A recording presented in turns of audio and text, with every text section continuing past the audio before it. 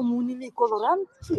Și asta deci spiritul era cel mai sănătos. Era. Simțeai bere un pahar, și de moment când simțeai, da, e ca...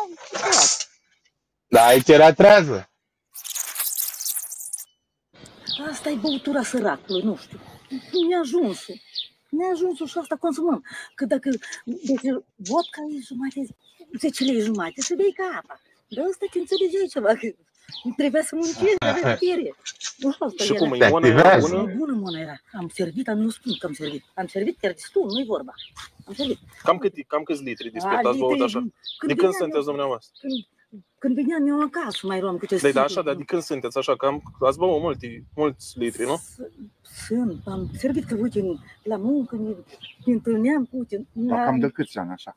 Mulți, nu? 10, 15, 20 ani?